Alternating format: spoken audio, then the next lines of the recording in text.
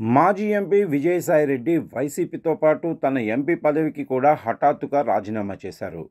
ఇక తాను రాజకీయాలకు దూరమని, వ్యవసాయం చేసుకుంటానని ప్రకటించారు. అన్నట్లుగానే ఆయన రాజీనామా చేసి కొన్నాళ్లు కనిపించకుండా పోయారు. ఈ మధ్యలో ఆయన కొన్ని రహస్య సమావేశాలు నిర్వహించారు. కానీ వివరాలు బయటకు రాలేదు. ఇటీవల హైదరాబాద్ వచ్చిన ఉపరాష్ట్రపతి జగదీప్ ధన్ఖడ్ను కూడా ఆయన కలిశారు. కంది ఐఐటికి వచ్చిన ఆయనకు ప్రోటోకాల్ లేకపోయినా ఆయన వద్దకు వెళ్లి మరీ ఆహ్వానించడం చాలామందిని ఆశ్చర్యపరిచింది.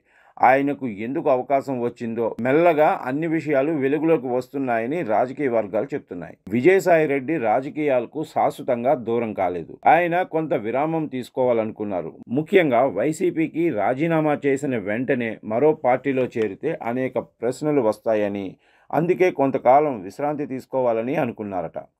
భారతీయ జనతా పార్టీలో చేరేందుకు అన్నీ మాట్లాడుకున్న తర్వాతనే రాజీనామా చేశారని, ప్రస్తుతం ఓ క్లారిటీ వచ్చిందని అంటున్నారు రాజకీయ విశ్లేషకులు. ఆయన బయటకు కనిపించకపోయినా, తెలియకపోయినా బీజేపీ పెద్దలతో నిరంతరం టచ్లో ఉంటున్నట్లుగా తెలుస్తోంది. తాను రాజీనామా చేసిన రాజ్యసభ సీటును మళ్ళీ ఆయన కోరుకోవటం లేదు.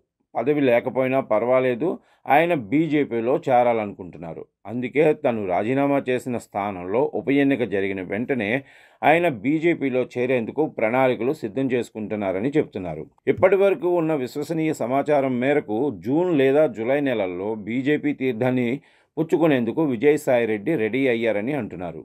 బీజేపీ పెద్దలు కూడా ఈ అంశంపై సానుకూలంగానే ఉన్నారని, అలా డీల్ మాట్లాడుకున్నందునే ఆయన రాజీనామా చేశారని చెప్తున్నారు.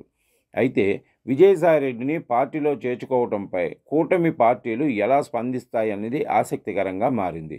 ఆయన తన పదవికి రాజీనామా చేసినప్పుడు టీడీపీ అధినేత చంద్రబాబు, జనసేన చీఫ్ పవన్ కళ్యాణ్ గురించి చాలా పద్ధతిగా మాట్లాడారు. వారిపై తాను చేసిన వ్యాఖ్యలు కేవలం రాజకీయాల్లో భాగంగా చేసినవే తప్ప వ్యక్తిగతంగా తనకు వారితో మంచి సంబంధాలు ఉన్నాయని చెప్పుకొచ్చారు. విజయసాయిరెడ్డిపై అనేక కేసులున్నాయి. జగన్ అక్రమార్కుల కేసుల్లో ఆయన ఏటుగా ఉన్నారు. అలాగే కాకినాడ పోర్టును బెదిరించి రాయించుకున్నారన్న కేసుల్లోనూ ఇటీవల ఈడీ దర్యాప్తు ప్రారంభించింది. ఇంకా అనేక స్కాముల్లో ఆయన పేరు ఉందని ప్రచారం జరుగుతున్న సమయంలో ఆయన వైసీపీకి గుడ్ బై చెప్పారు.